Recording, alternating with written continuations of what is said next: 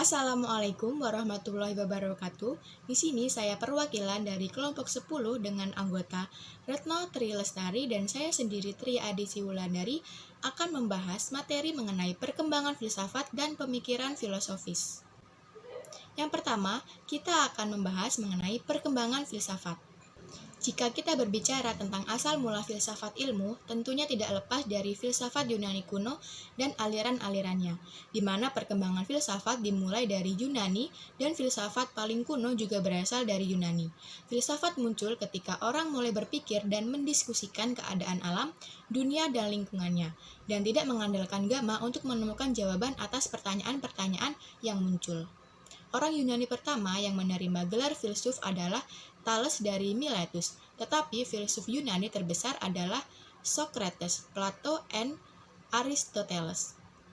Perkembangan ilmu pengetahuan tidak terjadi secara tiba-tiba, melainkan melalui beberapa tahapan dan evolusi. Banyak literatur yang memiliki menunjukkan bahwa tonggak awal perkembangan ilmu pengetahuan dalam sejarah peradaban manusia berasal dari Yunani. Setelah kemajuan filsafat yang begitu luar biasa pada zaman Yunani, sejarah filsafat mencatat bahwa pada abad pertengahan, yaitu tahun 400 sampai 1500 Masehi, filsafat berfungsi sebagai sarana untuk membenarkan ajaran agama atau the philosophy as a handmaiden of the theology. Secara garis besar, periodisasi sejarah perkembangan filsafat ilmu pengetahuan dibagi menjadi 4 periode. Yang pertama yaitu pada zaman Yunani kuno, yang kedua pada zaman Islam, yang ketiga pada zaman Renaissance dan modern, dan yang keempat pada zaman kontemporer. Yang pertama yang akan kita bahas yaitu pada zaman Yunani kuno. Yunani kuno identik dengan filsafat. Ketika Yunani disebutkan filsafat, muncul di benak mereka yang tertarik pada studi ilmiah. Akan tetapi, filsafat dalam pengertian sederhana sudah ada jauh sebelum para filosof Yunani klasik mengikuti dan mengembangkannya. Di tangan mereka, filsafat menjadi sesuatu yang sangat berharga bagi perkembangan ilmu pengetahuan pada generasi berikutnya, seperti membuka pintu berbagai disiplin ilmu yang efeknya terasa hingga saat ini. Dengan perkembangan zaman, filsafat digunakan oleh orang Yunani sebagai dasar pemikiran untuk menemukan pengetahuan. Oleh karena itu, masa perkembangan filsafat Yunani merupakan masa pengenalan.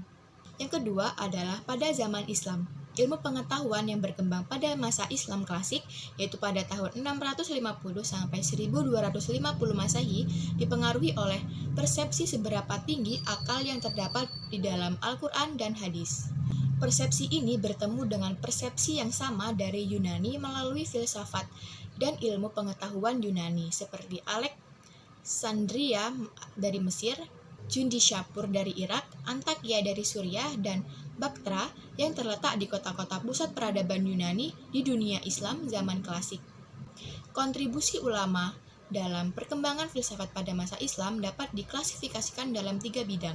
Yang pertama yaitu menerjemahkan peninggalan bangsa Yunani dan menyebarluaskan sedemikian rupa sehingga dapat dikenal dunia barat seperti sekarang ini. Yang kedua, memperluas pengamatan dalam lapangan ilmu kedokteran, obat-obatan, astronomi, ilmu kimia, ilmu bumi, dan ilmu tumbuh-tumbuhan. Dan yang ketiga, menegaskan sistem desimal dan dasar-dasar aljabar. Yang ketiga yaitu pada zaman Renaissance atau pada zaman modern.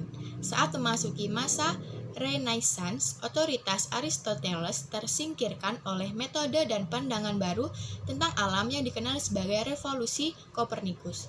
Dalam hal ilmu positif, Comte membedakan pengetahuan menjadi 6 macam ilmu, dari yang paling abstrak yaitu matematika, ilmu falak, fisika, kimia, ilmu hayat, dan sosiologi.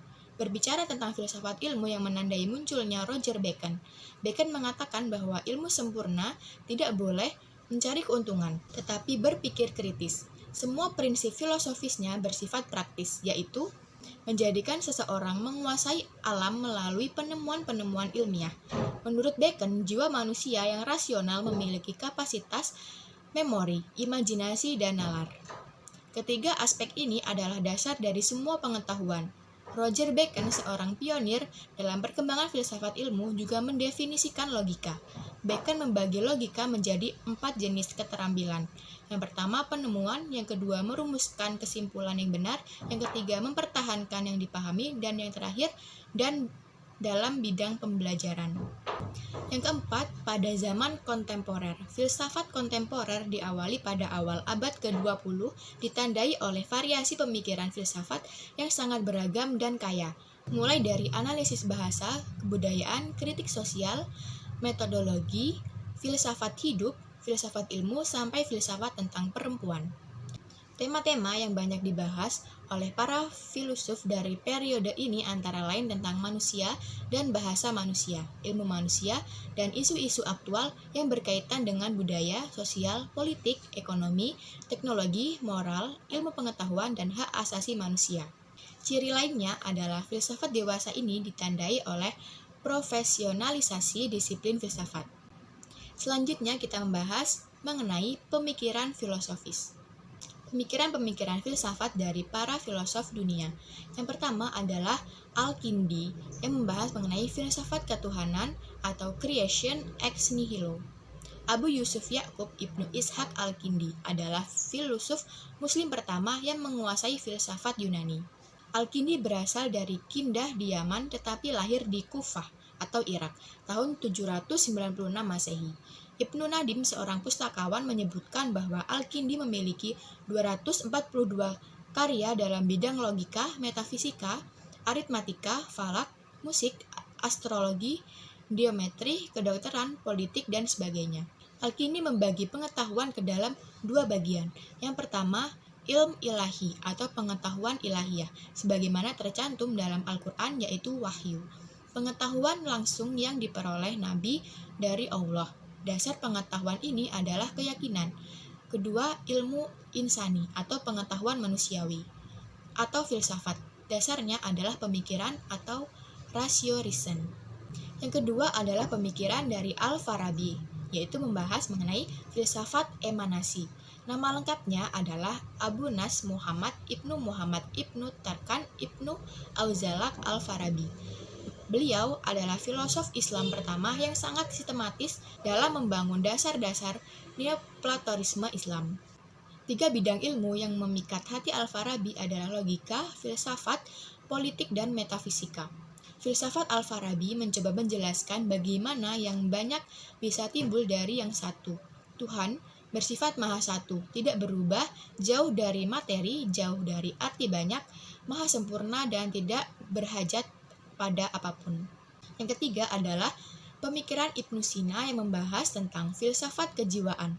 Abu Ali Hussein Ibnu Abdillah Ibnu Sina lahir di Afshana, suatu tempat yang terletak di dekat Bukhara di tahun 980 Masehi. Pemikiran terpenting dari Ibnu Sina adalah filsafat kejiwaan. Sebagaimana Al-Farabi, Ibnu Sina juga penganut emanasi. Ibnu Sina pun membagi jiwa berdasarkan 2 daya. Yang pertama, praktis atau al-amilah yang berhubungan dengan badan, dan yang kedua, teoritis atau al-alimah yang berhubungan dengan hal-hal yang abstrak. Yang keempat adalah pemikiran Al-Farabi yang membahas mengenai gagasan dan pemikirannya. Al-Farabi yang lahir pada tahun 259 Hijriah atau 872 Masehi di kota Farab yang sekarang dikenal dengan kota Atrar, wilayah Khurasan, Turki. Ia adalah sosok filosof muslim yang telah memadukan 2 pemikiran filosof barat, yaitu Plato dan Aristoteles yang dianggapnya sebagai guru pertama, yang kemudian sangat berpengaruh dalam pemikiran selanjutnya. Pemikiran Al-Farabi dalam filsafat antara lain, yang pertama tentang kesatuan filsafat, yang kedua tentang metafisika, yang ketiga tentang fisika, yang keempat tentang antropologi, yang kelima tentang etika, dan yang keenam tentang politik, dan yang ketujuh tentang teori kenabian. Yang kelima adalah pemikiran Al-Ghazali yang membahas mengenai realitas, partikuler, dan universal. Al-Ghazali lengkapnya Abnu Hamid Muhammad Ibnu Muhammad Al-Tusi Al-Ghazali. Lahirnya di Tus dekat Mushad, Khurasan tahun 450 Hijriah atau 1058 Masehi. Hasil pemikirannya tentang realitas partikular dan universal. Dari segi esensial, Al-Ghazali membagi realitas dalam 2 bagian, yaitu partikuler, dan universal. Partikuler diklasifikasikan menurut 10 kategori Aristoteles, yakni yang pertama substansi atau jauhar dan 9 aksiden atau aradal. Kuantitas, kualitas, relasi di mana, kapan, postur, posisi, aksi, dan pasi. 10 kategori tersebut benar-benar merupakan realitas objektif yang diketahui oleh akal maupun indera dan tidak satu pun dalam wujud ini yang tidak tercakup di dalamnya. Selanjutnya, tentang realitas universal. Al-Ghazali membagi realitas universal dalam dua bagian, di antaranya yang pertama, universal esensial yang mencakup genius, spesies, dan difference. Yang kedua, universal aksidental, baik yang khusus seperti tertawa pada manusia atau umum seperti bergerak pada materi. Baik, kita sudah sampai pada bagian terakhir, yaitu pada kesimpulan. Kesimpulan dari materi perkembangan filsafat dan pemikiran filosofis yaitu yang pertama, secara garis besar, periodisasi sejarah perkembangan filsafat ilmu pengetahuan menjadi 4 periode. Yang pertama pada zaman Yunani kuno, yang kedua pada zaman Islam, yang ketiga pada zaman Renaissance, dan pada zaman kontemporer. Yang kedua, pemikiran filosofis. Pemikiran-pemikiran filsafat dari para filosof dunia. Yang pertama adalah Al-Kindi yang membahas mengenai filsafat ketuhanan atau creation ex nihilo. Yang kedua adalah Al-Farabi tentang filsafat emanasi. Yang ketiga, Ibnu Sina tentang filsafat kejiwaan. Yang keempat, Al-Farabi dengan gagasan dan pemikirannya. Yang kelima, Al-Ghazali tentang realitas partikuler dan universal. Cukup sekian materi yang dapat kelompok kami sampaikan. Jika ada kekurangan dan kesalahan, kami mohon maaf. Kami akhiri. Wassalamualaikum warahmatullahi wabarakatuh.